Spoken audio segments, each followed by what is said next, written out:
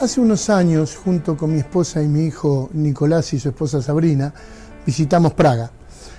En la plaza de la Ciudad Vieja está la estatua de Juan Hus. Yo había leído su historia, pero no recordaba que él era checo.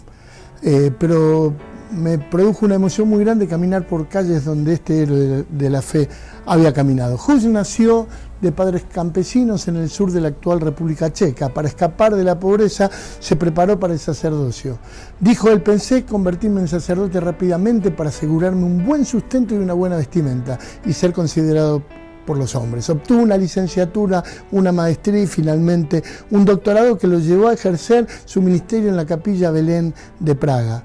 Vivió en una época de agitación social entre los habitantes alemanes y checos. Hus se convirtió posteriormente en una figura clave del nacionalismo checo. Sus puntos de vista acerca de la máxima autoridad de las escrituras se encendieron cuando comenzó a leer a Wycliffe. Hus vivió en una época en que la inmoralidad dentro de la Iglesia Católica estaba afectando demasiado. Pronto comenzó a predicar sermones violentas contra el clero. Mientras Hus leía las Escrituras y observaba que los papas de su época abusaban del poder, concluyó con la autoridad papal y dijo que no era la autoridad máxima. Él construyó su vida y su ministerio sobre la palabra de Dios. Además, argumentó firmemente contra las indulgencias. Estuvo a favor de que tanto el pan como el vino se sirvieran en la comunión y no fueran simplemente símbolos. La situación se complicó y en la política europea había dos papas.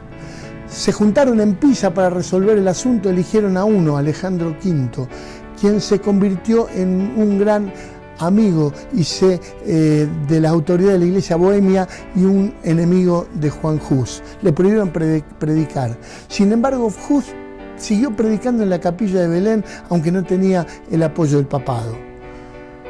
Cuando el sucesor del Papa Alejandro V empezó a autorizar la emisión de indulgencias, él se rebeló definitivamente. Se apoyó aún más en la Biblia, proclamó con autoridad las palabras bíblicas a la Iglesia. Él estaba en contra de que parte del dinero de lo recaudado de la venta de las indulgencias o la totalidad vayan al papado. Hus perdió totalmente el apoyo de su rey. Su excomunión lo marcó definitivamente.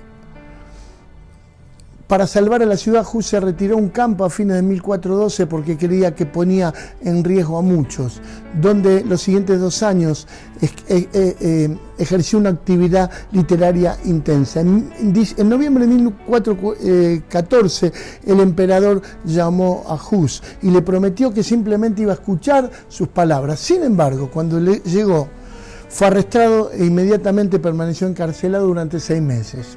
En lugar de una audiencia, le pidieron que se retractara de sus opiniones. En julio de 1415 lo desnudaron, lo adornaron con un sombrero de burro y le pusieron una etiqueta que decía archihereje. Luego lo llevaron junto a una pila de sus libros que habían encendido y que producían llama y lo encadenaron a una estaca. En respuesta a estar encadenado, dijo: mi Señor Jesús fue atado con una cadena más dura que esta por mi bien, así que ¿por qué debería avergonzarme por esta cadena oxidada? Le dijeron una vez más que se retractara, pero él se negó, proclamando: lo que enseñé con mis labios, ahora lo sellaré con mi sangre. Antes de ser incinerado en la hoguera, Hus dijo sus últimas palabras: vas a ser un ganso, pero dentro de un siglo te encontrarás con un cisne al que no podrás asar. Se refería al advenimiento de Martín Lutero.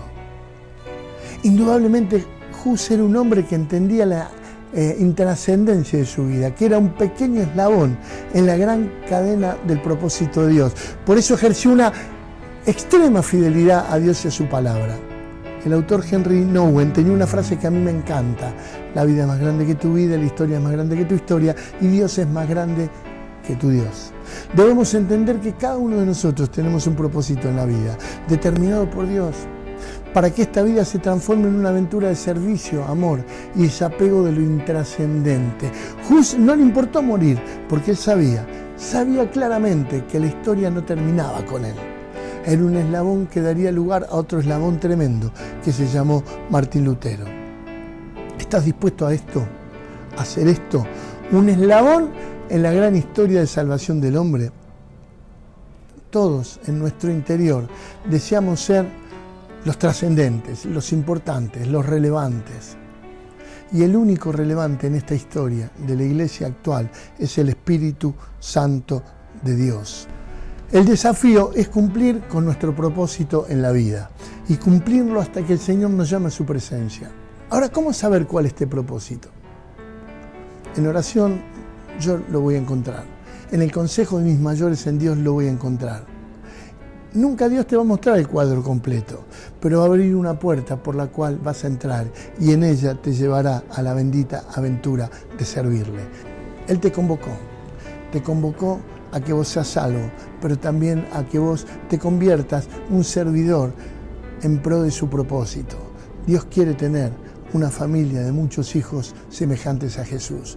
Y los muchos hijos van a venir en parte por tu ministerio sacerdotal. Que el Señor te bendiga. Nos encontramos el próximo viernes en ya el 7º capítulo de esto que llamamos Historia y Reflexiones.